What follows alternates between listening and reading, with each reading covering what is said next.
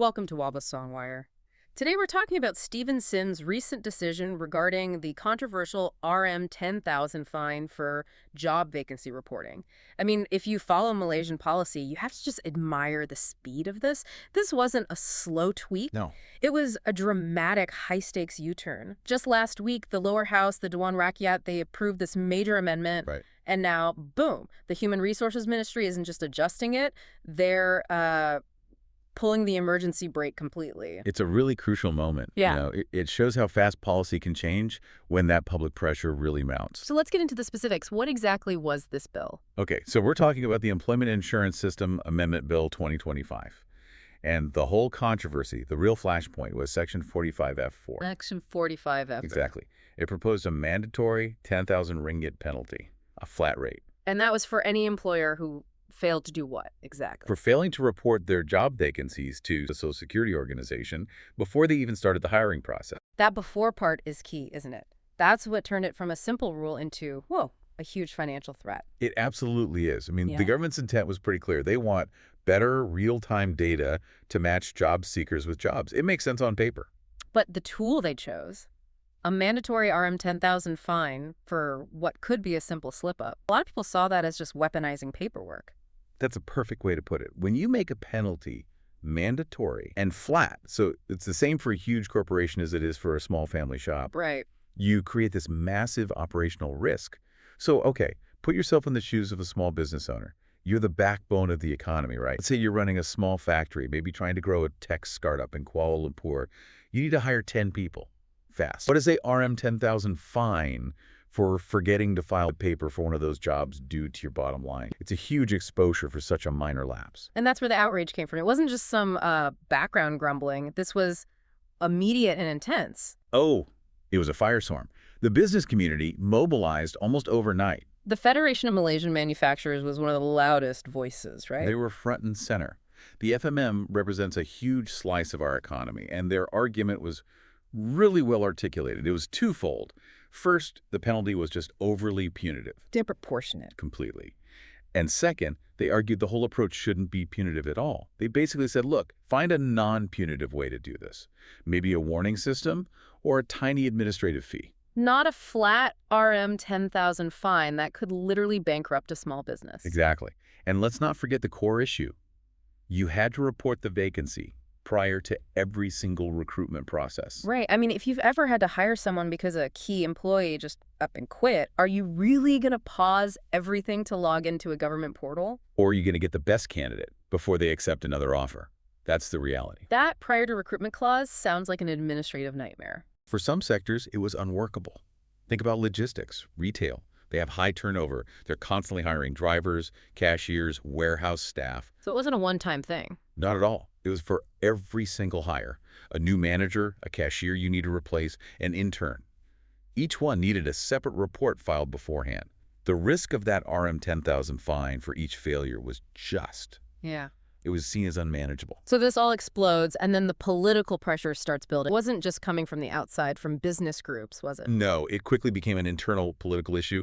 You had a very prominent voice step in Lim Guan Eng. The former finance minister and MP for Bagan. Yes.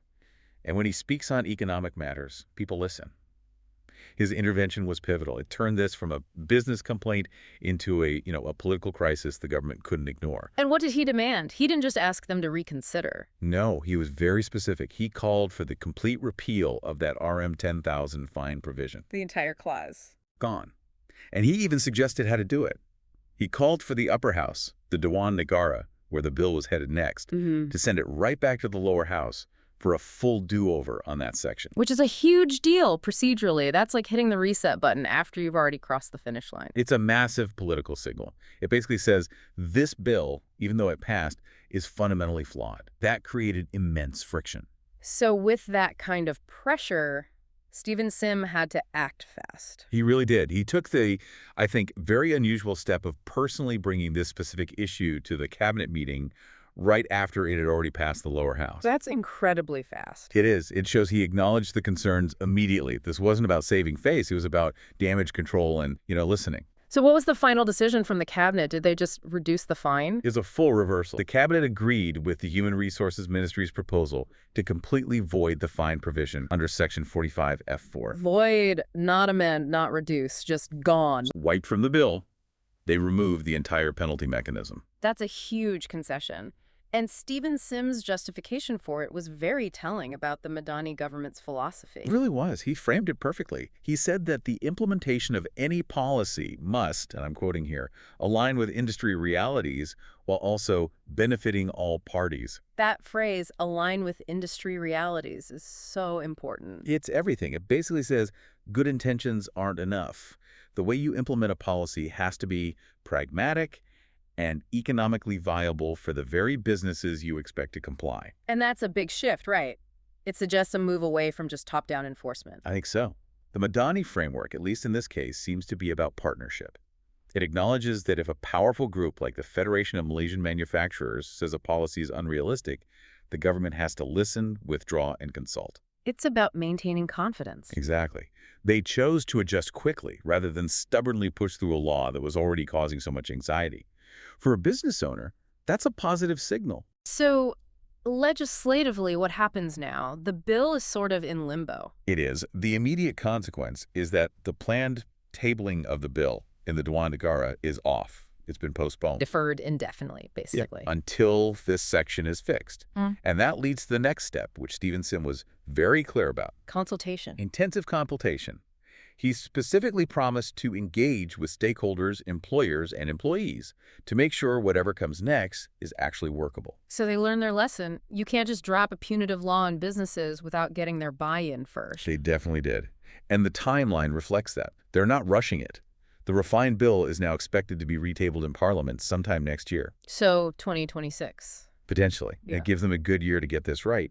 And again, the ministry used those key words. The new approach will be systematic, pragmatic, and inclusive. Which is, the complete opposite of a mandatory flat 10,000 ringgit fine. Precisely. So, to sum it all up, this whole thing is really a fascinating case study. You have the rush law, the immediate backlash from industry, The political intervention from a major figure like Lim Guan Eng. and then the swift cabinet reversal led by Stephen Sim. It's a clear example of the industry's voice directly influencing high-level government action before a bad law was finalized. It really is. It sets a powerful precedent. But as we finish up, I think it leaves us with a much bigger, more fundamental question. So on. The government still needs that employment data.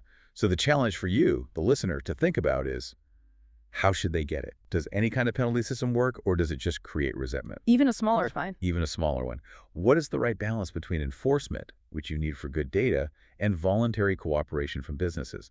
That's the tightrope they have to walk. A profound challenge for any modern government. Remember to like and subscribe for more videos like this.